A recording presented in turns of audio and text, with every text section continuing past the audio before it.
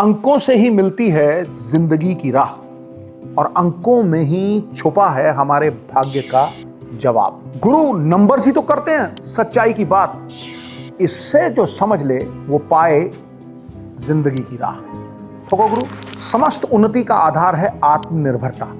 कितना अच्छा हो गुरु अगर हमें लाइफ में कोई ऐसा टूल मिल जाए जो जिंदगी की सारी प्रॉब्लम सॉल्व कर दे, और मेरे लिए वो टूल है न्यूमरोलॉजी। मैंने सुना है कि न्यूमरोलॉजी वर्ल्ड में अरविंद सूद साहब को किंग ऑफ न्यूमरोलॉजी कहा जाता है और वो न्यूमरोलॉजी की कोचिंग भी करते हैं। इसलिए मैं आ रहा हूं अरविंद सर और आप सबसे मिलने। Numerology professional success training program Chandigarh में होने वाला है। वहां पे गुरु आप सबसे ढेर सारी बातें होंगी और सवाल करेंगे अरविंद सर से खूब सारे। तो फिर देर किस बात की, आप भी आइए 15 से 18 मई ताज चंडीगढ़ में। सोच क्या रहे हो, करो रजिस्ट्रेशन शुरू फटाफट खटाखट। अच्छा, एक और सवाल मेरे दिमाग में आया है। हालांकि मेरी पॉडकास्ट की जो मैंने लिस्ट बनाई है ये वाली क्वेश्चंस किसके अंदर वो नहीं है, आउट ऑफ सिलेबस भी क्वेश्चन आ सकता है, ठीक है जी, क्योंकि आप मेरी बेटी है तो लोगों के एक्सपेक्टेशंस मान के चलिए बहुत ही हाई होने वाले हैं। बिल्कुल, और होनी भी चाहिए। जैसे हमने देखा होगा कि अमिताभ बच्चन जी। या वीर होते तो जब अपने बेटे को लॉन्च किया था तो बहुत एक्सपेक्टेशंस हाई होती जी। है। अब कोई भी करेगा तो एक्सपेक्टेशन हाई होगी। तो ये जी। Out of the syllabus question पूछ रहा हूँ, ये मैंने इसके अंदर लिखा नहीं हुआ। Ready for that, ready for that. तो चलिए सर जरा सीधा इनको आउट ऑफ सिलेबस क्वेश्चन पूछ लेते हैं और पता चलेगा कि अब नीला जी पास होती है कि नहीं होती है। पूछ लूं? Go for it. हमने अक्सर ऐसा देखा है, जी। सुना है, आपने बहुत से न्यूमरोलॉजिस्ट के यूट्यूब पे वीडियोस देखे होंगे कि नंबर 4 और नंबर 8 ये 2 नंबर ऐसे होते हैं जो स्ट्रगल के नंबर होते हैं। पहला मेरा सवाल, क्या आपको ऐसा लगता है? अगर लगता है तो क्यों लगता है, क्या लॉजिक है इसके पीछे? जी, बहुत ही अच्छा क्वेश्चन है ये। Out of syllabus, out of syllabus है, इसलिए बहुत ही अच्छे से इसका जवाब देने की कोशिश करूंगी। देखते हैं सफल होती और कि मैंने नहीं कोई होती। क्लू नहीं देना। नहीं, कोई क्लू की जरूरत नहीं है।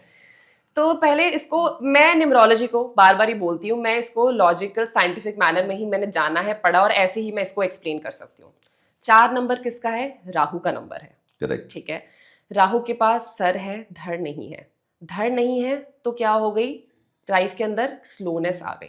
पूरी बॉडी इनकम्प्लीट बॉडी इनकम्प्लीट है तो एक लाइफ के अंदर स्लोनेस आ गई है। स्लोनेस आ गई है तो हाँ, ये बात सच है कि एक स्ट्रगल एलिमेंट, एक स्लोनेस ऐड हो ही गया है। That is 100% true. बट इसका और भी विस्तार से बताऊंगी। इसके पहले चलते हैं शनि के पास। 8 नंबर है हमारा, शनि का नंबर है। Correct. ठीक है। अगर हमने हिंदू माइथोलॉजी को देखा है, समझा है, तो हमने ऐसा सुना है कि जो शनि महाराज थे उनके एक पैर पे लिम्प था। ठीक है। तो वो उतनी तेजी से नहीं चल पाते थे, भाग नहीं पाते थे। और अगर साइंस की क्लास में आप लोगों ने ध्यान दिया है तो ऐसा हमने पढ़ा है, सैटर्न जो प्लैनेट होता है that is one of the slowest planet in solar system. Okay, yes, it is one of the slowest planet. revolution इसकी one of the slowest है in solar system. तो yes, ये भी ट्रू है कि 8 के साथ भी एक associated slowness struggle है। बट फिर भी मेरा मानना है, और मैं ऐसा ही समझती हूँ कि यार ह्यूमन नेचर क्या होता है कि जब कुछ 10 चीज़ों की हम बात करते हैं ना, तो हम हमेशा उसकी वीकनेस को ही एम्पलीफाई करते हैं, उसकी स्ट्रगल एलिमेंट को ही एम्पलीफाई करते हैं, बट उसके साथ जो एसोसिएटेड उसकी स्ट्रेंथ है उसको हम कहीं ना कहीं भूल ही जाते हैं। तो लोगों को बड़ा ही डर लगता है कि यार मेरा बच्चा तो 13 तारीख पे पैदा हो गया, मेरा बच्चा 8 पे पैदा हो गया, तो क्या ये स्ट्रगल ही करता रह जाएगा? पहली बात तो मैं कहती हूँ ऐसा नहीं है जरूरी कि वो स्ट्रगल ही करता रह जाएगा। मेरे गुरु श्री अरविंद सूद 4 नंबर से खुद रूल होते हैं और ये बहुत ही सफल इंसान है, लोगों की जिंदगियां बदल रहे हैं। तो मैं ऐसा नहीं मानती कि अगर स्लोनेस ऐड होगी लाइफ के अंदर तो हम उसको बदल नहीं सकते। हाँ, अगर एक बंदा 4-8 से रूल होता है तो ये सच है कि उसको point A to point B जाने में समय ज्यादा लगेगा। अगर किसी एक बंदे को 2 साल लग रहे हैं तो हो सकता है इसको 4 साल, 5 साल, 6 साल लग जाएं। बट ये कहना गलत होगा कि पहुंचेगा ही नहीं, ऐसा बिल्कुल भी नहीं है। डिले होगा, डिनायल नहीं होगा, देरी होगी, अंधेरी नहीं होगी। बिल्कुल। और आप ये देखिए कि 4 और 8 वालों के पास क्या है। अभी हमने बात करी क्या नहीं है, बट क्या है उनके पास? 4 नंबर वाले लोग डिसिप्लिन्ड होते हैं, ऑर्गेनाइज्ड होते हैं। लाइफ के अंदर सक्सेसफुल होने के लिए ये 2 इंग्रेडिएंट्स बहुत जरूरी है और ये 4 नंबर वाले के पास भर भर के है और उसको एक्सप्लोर करना चाहिए। 8 नंबर वाले लोग, अगेन ये लोग भी जस्टिस के अंदर बिलीव करते हैं। एक जस्टिस वाली राह पे चलते हैं। और ये हमें पता ही है कि जब आप एक नीति की लाइन पर चल पड़ते हैं तो थोड़ा सा आपको सक्सेस डिलेड ही मिलता है। इसीलिए डिले है, डिनायल नहीं है। मैं कहूंगी डरिए मत, घबराइए मत, स्लोनेस है लाइफ के अंदर, सच बात है, झूठ नहीं बोलूंगी। बट प्लीज जो समुद्र में से सिर्फ कंकर ही मत निकालिए, उसके जो मोती हीरे हैं उसके साथ स्ट्रेंथ पे खेलने की कोशिश करिए। मेहनत ही होते हैं ऐसे लोग, अगर इन चीजों को, इन क्वालिटीज को यूज करेंगे तो there is no way that they can not achieve success. तो 4 नंबर वाले और 8 नंबर वाले को कुछ उपाय बता दीजिए अपने स्ट्रगल को कम करने के लिए। ये भी जी। आउट ऑफ द सिलेबस, ये भी मैंने लिखा नहीं हुआ। बिल्कुल क्या आउट उपाय ऑफ करें? जी, out of the syllabus question के भी पूरे जवाब है मेरे पास, क्योंकि न्यूमरोलॉजी मेरे लिए कोई नॉर्मल सब्जेक्ट नहीं है, मेरे खून के अंदर है। करेक्ट। मेरे खून के अंदर है, तो मैं बहुत ही खुशी से इसका जवाब देती हूँ। 4 नंबर से अगर आप रूल होते हैं तो मैं कहूंगी कि अगर आप कुत्तों को फीड करें, ठीक है, फीडिंग द डॉग्स की सेवा करें। सर्दियों का अभी मौसम चल रहा है, लोग बहुत सारे हम देखते हैं स्ट्रे डॉग्स बाहर हैं, उनको थोड़ा कंबल दे दीजिए, डॉग से कपड़े आते हैं उनको फीड कर दीजिए, तो बहुत ही अच्छा होगा, ठीक है। और 8 नंबर की बात करें तो इस तरह के लोग अगर शनि जी की आराधना करें, ठीक है, सैटरडे वाले दिन टेम्पल में चले जाएं, उनको तेल और वो सब चढ़ाएं, उनकी आराधना करें, अच्छा होगा। और जो हमारे थोड़े less privileged section of the society है, जैसे अगर आपके आसपास कोई स्वीपर है, लेस प्रिविलेज्ड लोग हैं, उनको आप थोड़ा सिक्कों का दान करें, थोड़ा नोट दे दें, उनकी मदद करें, तो भी बहुत अच्छा होगा। और एक बहुत खास बात बताती हूँ, स्पेशली जो लोग 8 नंबर से रूल होते हैं, ये इसको तो बांध लीजिए अपने दिमाग के अंदर, आपको कभी भी, और मैं आशा करती हूँ ऐसा हम में से कोई भी नहीं करता, बट जो less privilege section of our society है उसको कभी भी इल ट्रीट नहीं करना है। रिक्शे वाले हैं, बिल्कुल, रिक्शे वाले हैं, ऑटो वाले हैं, ऑटो वाले मजदूर हैं, या कोई सड़क पर बैठा है, किसी को भी नहीं करना होता, बट अगर आपने करा आपके लिए तो बहुत ही घातक होगा। करेक्ट। आपको हमेशा एम्पैथी के साथ ही उनको ट्रीट करना है, तो इससे आपकी सफलता में जो और कंकड़ रोड़े आ सकते थे वो एटलीस्ट वो नहीं आएंगे। तो मैं कुछ आपको सफल लोगों के नाम बताता हूँ जिनके ड्राइवर 4 हैं और जिनके ड्राइवर 8 हैं, ताकि आपको लगना चाहिए। एक बहुत ही स्ट्रॉन्ग मैसेज मैंने कई बार अपने पॉडकास्ट पे भी दिया है, अपने वीडियोस के अंदर बताया, यूट्यूब के अंदर। परमात्मा की बनाई हुई डेट ऑफ बर्थ बेस्ट होती है, किसी का भाग्य खराब नहीं होता, ये हमेशा आप मान के चलें। चाहे आपका एस्ट्रोलॉजर कुछ भी कहे, कोई न्यूमरोलॉजिस्ट कुछ भी कहे, बट एक चीज़ को याद रखिए कि आपकी डेट ऑफ बर्थ यूनिक है। परमात्मा ने भर भर के उसके अंदर क्षमताएं दी है। हाँ, इतना हो सकता है किसी को सफलता थोड़ी ज़्यादा, किसी को कम, किसी को आज, किसी को कल, बस इतना हो सकता है। बट ऐसा नहीं हो सकता कि परमात्मा ने किसी की डेट ऑफ बर्थ खराब लिखी हो, ऐसा मत सोचिए। There are solutions, there are right role and goal of every human being. If you choose it properly, you can be very successful. So that is a very strong message I want to give. I give you certain examples.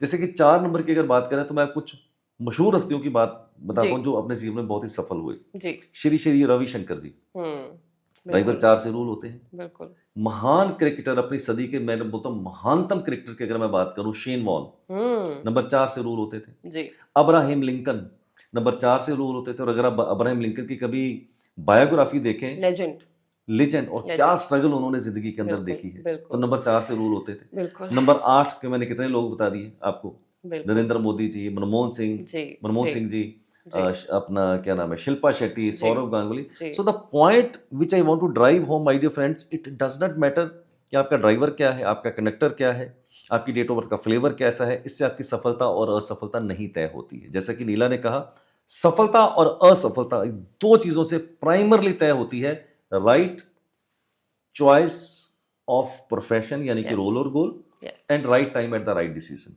अगर आप ये दो चीजें जिंदगी के अंदर अपना सकते हैं, जो कि हम आपको सिखा सकते हैं, आपको बता सकते हैं, आइडेंटिफाई कर सकते हैं, I can bet on this my dear friends, you will be a totally different person, your success will be altogether different. So that is a strong message बाप और बेटी आपको ये देना चाहते हैं। अब अगला सवाल ये है, अगर किसी की डेट ऑफ बर्थ थोड़ी सी वीक है, खराब मैं कभी नहीं बोलता हूँ क्योंकि खराब तो होती नहीं, मैं वीक की बात करता हूँ। वीक का मतलब आपका ड्राइवर कनेक्ट उतना अच्छा नहीं बैठा, करेक्ट, आपकी डेट ऑफ बर्थ के अंदर कोई राजयोग नहीं बैठे, तो ऐसे लोग क्या ऐसी बेस्ट चीज उसमें करें जिससे गेम चेंज हो जाए? बहुत अच्छा सवाल है, ठीक है। बहुत लोग हताश हो जाते हैं, ऐसा मैंने देखा है। जब हम उनको न्यूमरोलॉजी पढ़ाते हैं, वो कहते हैं यार हमारे पास तो ये वाला कोई भी राजयोग या नहीं मेरे बैठा, बच्चे के पास या नहीं मेरे है। बच्चे के पास नहीं है, मेरा ड्राइवर कंडक्टर अब एंटी बैठ गया थोड़ा सा, तो क्या क्या होगा मेरी, क्या जिंदगी में मैं कुछ कर नहीं पाऊंगा। तो मैं ऐसा कहूंगी, ऐसा नहीं है। पहले तो हमने आपने जो जो बताया, right profession, right decision at the right time, वो तो हम सबने सुन करना ही लिया, है। वो तो करना ही है, वो हमने सुन लिया। बट एक बहुत ही तुरुप का पत्ता। तुरुप का पत्ता है, तुरुप का पत्ता है हमारे पास न्यूमरोलॉजी में, वो हमने अभी तक अनवील नहीं करा है, राइट। और वो मैं बताना चाहती हूँ कि that is a life changer, that is a game changer अगर आप वो करें, और वो करना बहुत ही आसान है।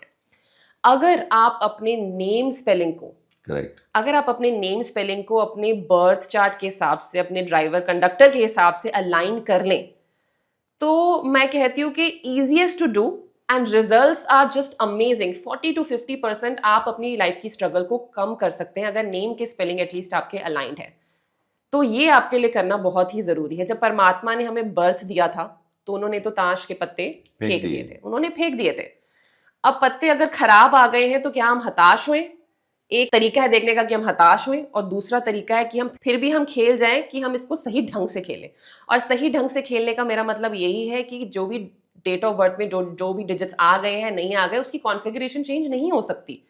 ठीक है, हम रेमेडीज कर सकते हैं, काफी हद तक उसको इम्पैक्ट दे सकते हैं, बट अगर आपने नेम की स्पेलिंग को एक्सप्लोर नहीं करा है अभी तक, that is a criminal offence in Correct. My, and very easy to do. because it is very easy to do and the impact is just humongous. Yes. And still if you're not doing that, please मेरे बंदे हाथों से request है आपके लिए, ऐसा ना करें, एक्सप्लोर करें इसको, और इसको एटलीस्ट अपने बर्थ चार्ट के साथ अलाइन करें, बिकॉज ये बहुत अच्छे रिजल्ट्स दे सकता है। जब नेम स्पेलिंग की बात आ रही है, तो अभी बैठे बैठे मेरे दिमाग में सवाल है, ये भी इसके अंदर नहीं, आउट ऑफ सिलेबस क्वेश्चन पूछा। आज वैसे ये सबसे बढ़िया क्वेश्चन है।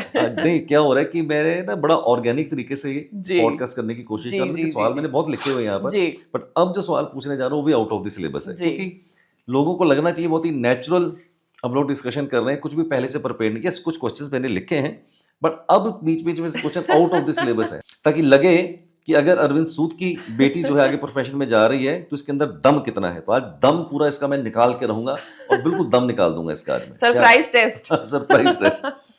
अगर हम नेम की बात करें, जी। राइट, तो हमने देखा है कि अभी इंडिया है, इंडिया का एक टोटल आता है, मुझे नहीं पता क्या आता है, मैं नहीं जी, बताऊंगा, आपको जी, बताना है, जी, ठीक है। जी।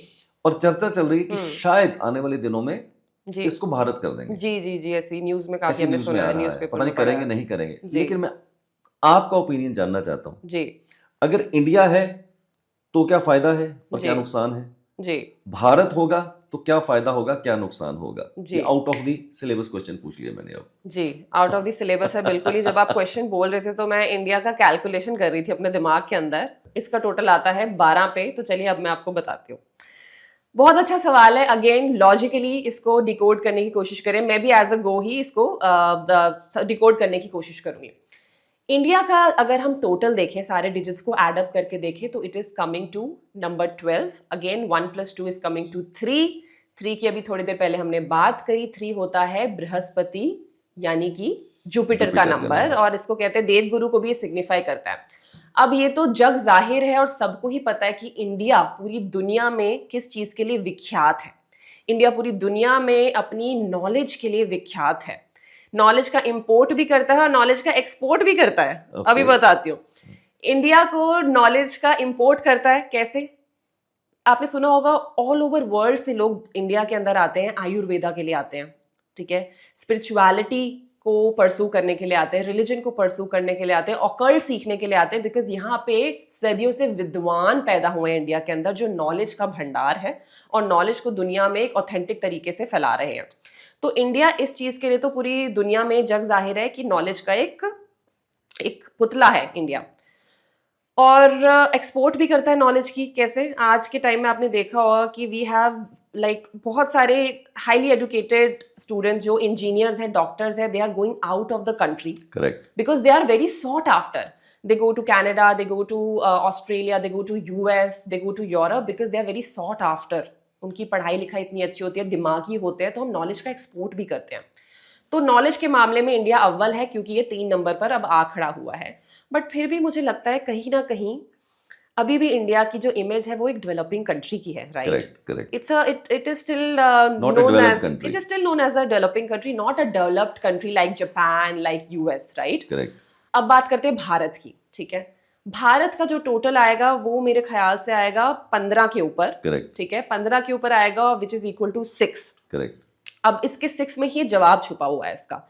6 शुक्र प्रधान नंबर होता है मेरे हिसाब से, और जितना मैंने सीखा है उसके हिसाब से, अगर हम इसको भारत कर दें, अगर ये होता है भारत, तो वो जो एक डेवलपिंग कंट्री से भी अभी जूझ रहा है इंडिया, उसको हम ओवर पावर कर पाएंगे, उसको हम ओवरकम कर पाएंगे, क्योंकि शुक्र प्रधान है। तो जो लग्जरी है, वेल्थ है, नेम एंड फेम है, जो ये अभी इसके अंदर हमें मिली नहीं है अभी तक, वो आने वाले सालों में जब हम करेंगे 10 15 20 सालों में वो बहुत ही तेजी से स्पीड पकड़ लेगा। तो वो भी जो इंडिया का लैकिंग है वहां पर भी इंडिया झंडे गाड़ पाएगा।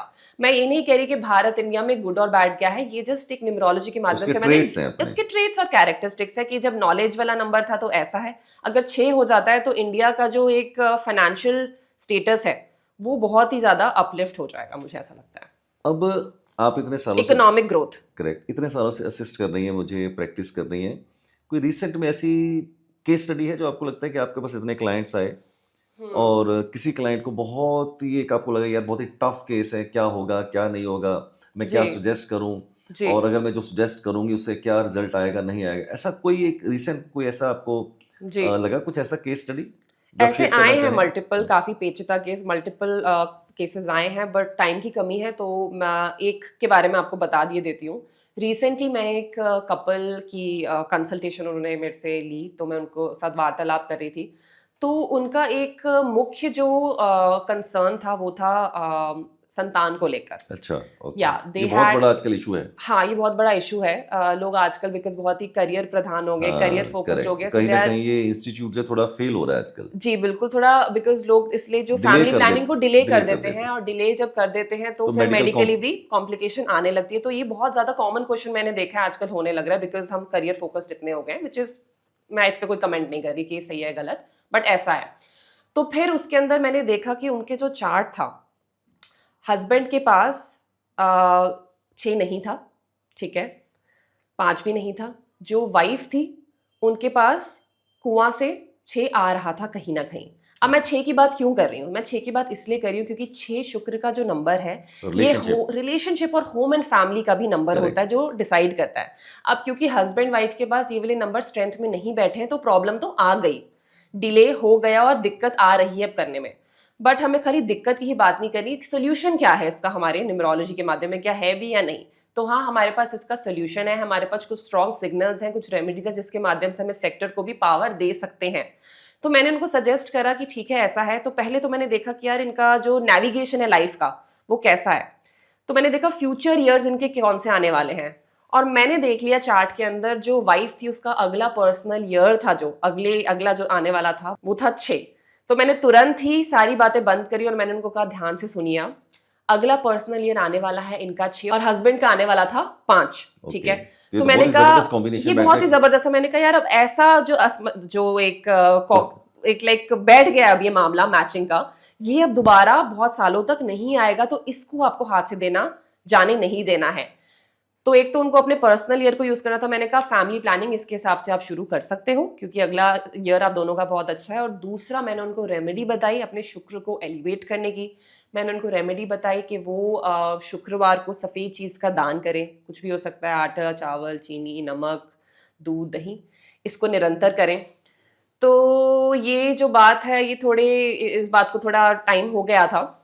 तो फिर मुझे पता लगा, मुझे मेरे स्टाफ ने बताया कि उनका मैसेज आया है कि उनकी कॉन्सेप्शन हो गई है, अभी she is the lady is pregnant, conceive उन्होंने कर लिया है। तो आई थिंक मतलब वो सुनते हैं जब, तभी मैंने कहा, इसीलिए मैं न्यूमरोलॉजी में खिंची चली आई। सेंस ऑफ अचीवमेंट आती है, सेंस ऑफ अचीवमेंट आता है, contributed in somebody's life, added meaning to someone's life, they blessed me, and इससे बड़ी मेरे लिए क्या अचीवमेंट हो सकती है अगर जिसको मैं कुछ कंसल्ट या राय दे रही हूँ, अगर उनके जीवन में उससे कुछ बदलाव आया अच्छे तरीके से, तो इससे बड़ी खुशी की बात मेरे लिए नहीं हो सकती। अब हम क्लाइमैक्स की तरफ चलते हैं, लास्ट के 1-2 सवाल बचे हैं वो पूछ लेता हूँ। कहते हैं आज का जो युग है ये कल युग है ना, कहते हैं ऐसा होगा भी। तो कल युग जो हमारा चल रहा है इसके अंदर न्यूमरोलॉजी का कितना रोल है, कितनी इंपॉर्टेंस है, आपके विचार से क्या है? मेरे विचार से तो न्यूमरोलॉजी की इम्पोर्टेंस बहुत ही ज़्यादा है। तो ये कहाँ से शुरू चला आ रहा है? सतयुग आया था पहले, फिर त्रेता युग आया था, फिर द्वापर युग आया था और अब हम हैं कलयुग के अंदर। तो कलयुग के जो अपने कैरेक्टरिस्टिक्स है कि इसमें और ये हम देख भी सकते हैं, ये तो जग जाहिर है, अखबारों में पढ़ने को हम देखते हैं कि सफरिंग बढ़ गई है लाइफ के अंदर। एक इन जनरल अर्थ प्लैनेट के ऊपर सफरिंग, केओस, डिस्टर्बेंस बहुत ज्यादा बढ़ गई है। आए दिन वॉर्स देख रहे जो हमने कभी सुनी नहीं थी, अर्थक्वेक, सुनामी, ये कभी चीजें सुनी नहीं थी हमने। बिल्कुल, ह्यूमन बीइंग ही ह्यूमन बीइंग का दुश्मन बन गया, इंसान इंसान का दुश्मन बन गया है कि बहुत ही अजीब सा माहौल होता ही चला जा रहा है। हर मतलब इसी की दिशा में ही मुझे लग रहा है बढ़ते चले जा रहे हैं। More than ever I think numerology का रोल अब बहुत ही ज्यादा पर्टिनेंट हो गया है, क्योंकि न्यूमरोलॉजी में हमारे पास कुछ इस तरह के टूल्स अवेलेबल हैं, इस तरह के कुछ हमारे पास पॉजिटिव वेपन्स अवेलेबल है जिससे हम इन चीज़ों को डिकोड कर सकते हैं। फॉर एग्जांपल, अगर किसी की चार्ट में मल्टीपल 7 आ गए हैं, ठीक है, तो ऐसे लोगों को के साथ क्या होता है, धोखाधड़ी होने के चांस बहुत ज़्यादा हो जाते हैं। और अब कलयुग है तो कलयुग में धोखाधड़ी, पार्टनरशिप में धोखा मिलना, लव लाइफ में धोखा मिलना, तो कुछ लोगों के साथ देखते हैं बहुत ज़्यादा होता है। अब अगर आपको न्यूमरोलॉजी आती है, अगर आपको इतनी ही अवेयरनेस है कि यार मेरे साथ ऐसा होने के चांसेस बहुत ज़्यादा हैं, तो आप और केयरफुल रह सकते हो। अगर आपको पार्टनरशिप करनी भी पड़ी तो आप फिर और केयरफुली असेस कर सकते हो क्या क्या इस फलाने बंदे के साथ मुझे पार्टनरशिप में जाना चाहिए, क्या इसके चार्ट में ये चीज़ें हैं जो मेरे साथ वर्कआउट करेंगी नहीं करेंगी। अगर अब शादी करनी है ऐसे इंसान को, ठीक है, कुछ ड्राइवर कंडक्टर ही हमारा कुछ एंटी हो गया है, या ड्राइवर वर्सेस ड्राइवर चेक करा सही नहीं बैठ रहा, तो अब शादी के टाइम पे आपको चेक करना है कि यार मुझे धोखा तो नहीं मिल जाएगा, क्या हमारी शादी चलेगी भी नहीं चलेगी। तो I think more than ever कलयुग के अंदर इसकी बहुत ज्यादा उपयोगिता बढ़ गई है, बिकॉज अब आपके पास एटलीस्ट टूल तो है। करेक्ट, कि टूल तो है कि आप इसको अवॉइड कर सकते हो ऐसा होने से। करेक्ट। तो मैं तो समझती हूँ कि बहुत ज्यादा पर्टिनेंट है, लोगों के साथ धोखे हो रहे हैं, बहुत ही अजीब सी चीजें हो रही है दुनिया में अंदर, बट अगर आप न्यूमरोलॉजी का इस्तेमाल करके अपने आप को बचा सकते हो, अपनी फैमिली को बचा सकते हो, सॉर्ट आउट कर सकते हो चीजें, तो please use this tool, use this tool. Last question, top few tips from Neela Sood to our audience. Numerology की टॉप कुछ टिप्स बताइए जिससे लोग अपनाएं और कहीं ना कहीं कैरी फॉरवर्ड कर पाए अपनी सक्सेस को। Top few tips. जी, इसका जवाब मैं बहुत ही दिल से देना चाहती हूँ, ठीक है, जो मैंने देखा है, आजमाया है, उसी तरह का मैं मैसेज देना चाहती हूँ बहुत ही दिल से। सबसे पहली मेरी टिप, राय, गाइडेंस लोगों के लिए यही है कि यार न्यूमरोलॉजी को समझो। न्यूमरोलॉजी इज अ लैंग्वेज, ठीक है, जैसे आप पढ़ते हो, साइंस पढ़ते हो, एसएसटी पढ़ते हो, या फिर मैं कहती हूँ फ्रेंच है, कन्नड़ा है, तमिल है, चाइनीज है, ये भी एक लैंग्वेज है। अगर आपको नहीं अभी तक आपने सीखी तो आप ये मत कहो कि I do not believe in this. क्या कभी ऐसा किसी को बोलते सुना है, I do not believe in French? What do you mean you do not believe in French? French तो एग्जिस्ट करती है। बेटर यू से don't understand, better you say you do not understand that. तो अगर आपको न्यूमरोलॉजी अभी तक आपका उससे वार्तालाप या आमना सामना नहीं हुआ है, better you say you do not understand it, but you can not say you do not believe it, because ये जो लाइफ के अंदर क्रांति ला सकती है, जो ये साइंटिफिक तरीके से हमारी लाइफ में चेंजेस ला सकती है, वो उसके साथ अगर आप उसका आपका सामना नहीं हुआ है तो आप कहीं ना कहीं बहुत ही लाइफ में कुछ छोड़ रहे हो। तो पहले तो इसे समझो। फिर मैं दूसरी टिप और एडवाइस लोगों को देना चाहती हूँ कि यार अपना चार्ट देखकर, जब आप अपना बर्थ चार्ट बनाते हो, बहुत सारे पॉडकास्ट में लोगों को बर्थ चार्ट बनाना सिखाते हो, राइट? करेक्ट। कैसे डीसी देखना है, चार्ट के अंदर कौन सा नंबर कहाँ जाना है, पूरा इंडिया सीख चुका है। बर्थ चार्ट कैसे मुझे लगता है लोग आपकी शक्ल देखते ही पेन और पेपर निकाल के अपना बर्थ चार्ट बनाना शुरू कर देते हैं। कई बार मॉल के अंदर, थिएटर्स के अंदर या एयरपोर्ट में मिलते, अरे यार ये वही अरविंद सूद जी जो बर्थ चार्ट बनाना सिखाते, तो मेरी पहचान ही वही बन गई, बर्थ चार्ट वाले अरविंद सूद जी। जी बिल्कुल। तो अब लोगों को क्योंकि बर्थ चार्ट बनाना आ गया है, तो मैं सबसे इम्पोर्टेंट राय लोगों को देना चाहती हूँ कि अपना बर्थ चार्ट देखकर ना तो अभिमान करें और ना ही हताश होएं। मैं बहुत ही स्ट्रेसफुली ये स्ट्रेस करके इस बात को बताना चाहती हूँ। बहुत बार ऐसा होता है, कई बार होता है कि लोग देखते हैं कि मेरे पास तो भैया 2-2 राजयोग बैठ गए हैं, यहाँ से 2 5 8 है, यहाँ से 4 5 6 है, नीला जी ने, अरविंद जी ने कह दिया राजयोग बैठा, अब तो हमारी नैया तर जाएगी, और कहीं ना कहीं कंप्लेसेंट हो जाते हैं लाइफ के अंदर। उन्हें लगता है कि यार गाड़ी हमारी दौड़ ही पड़ेगी, अब तो हम ब्लेस्ड हैं। तो आपको अभिमान ये वाला नहीं लाना है, आपको अपना कर्म तो करना ही पड़ेगा।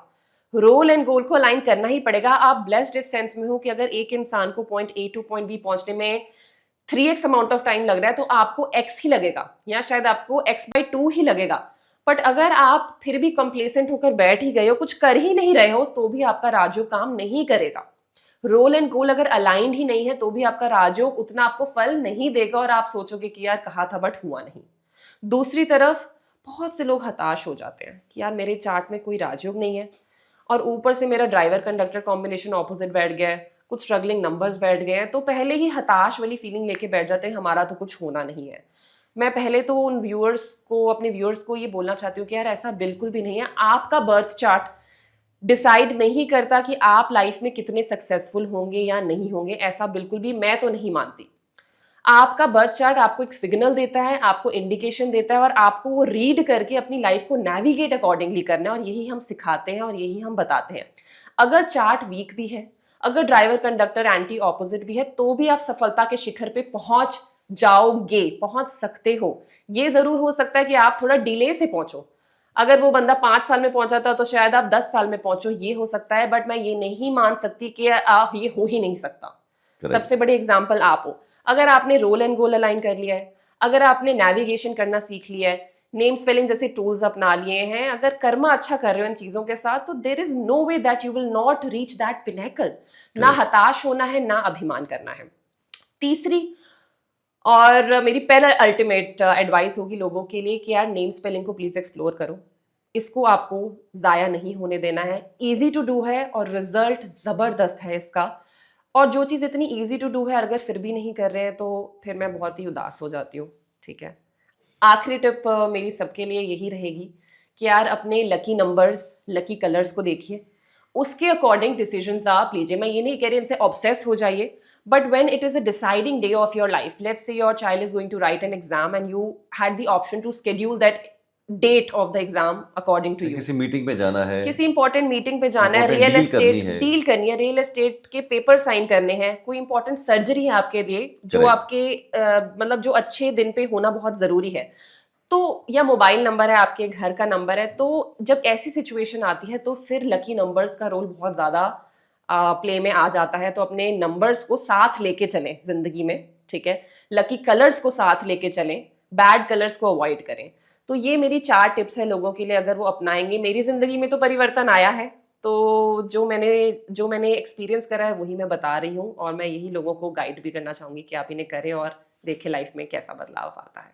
चलिए, थैंक यू वेरी मच। आज का पॉडकास्ट बाप और बेटी का आपने देखा, बहुत ही रोमांच वाला भी रहा, इमोशनल भी रहा, और मैंने जानबूझ के अपनी बेटी को बताया नहीं कि आज मैं तेरे को आउट ऑफ सिलेबस क्वेश्चन भी पूछ सकता हूं, तो मैंने आउट ऑफ सिलेबस क्वेश्चन भी पूछ लिया। अब आप ही जज कर लीजिएगा कि जो इसने जवाब दिए हैं कितने कॉन्फिडेंस का साथ दिए हैं, आप बेटर जज कीजिएगा, राइट? क्योंकि मैं तो बाप हूं, मैं तो बोलूँगा बहुत अच्छा जवाब दिया है, राइट? तो आप जज कीजिएगा कि कितने कॉन्फिडेंट के साथ इसने वो आंसर दिए हैं। Thank you very much.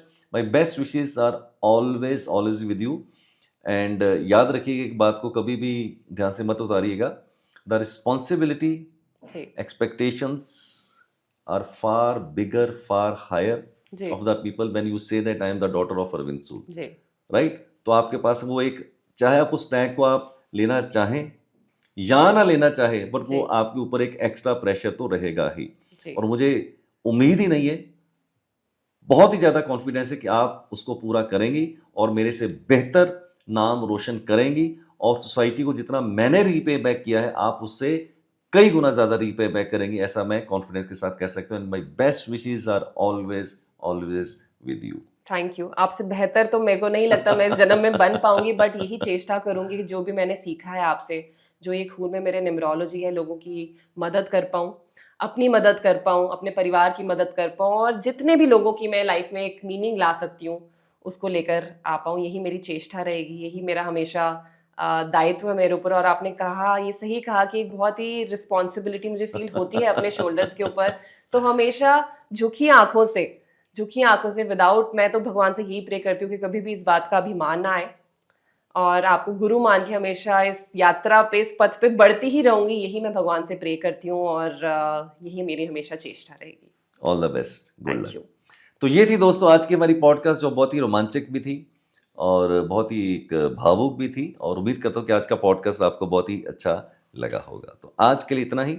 अगले पॉडकास्ट में आपके साथ एक फिर नई शख्सियत के साथ हाजिर हो जाएंगे। तब तक बने रहिए हमारे चैनल के साथ। जाते हुए की बात कहता हूं, मेहरबा होके बुलाओ मुझे चाहे जिस वक्त, मेहरबा होके बुलाओ मुझे चाहे जिस वक्त, मैं गया वक्त नहीं कि फिर आ ना सकूं। तो अगले संडे को शाम को ठीक 6 बजे हाजिर हो जाएंगे आपके साथ किसी और एक नई शख्सियत के साथ।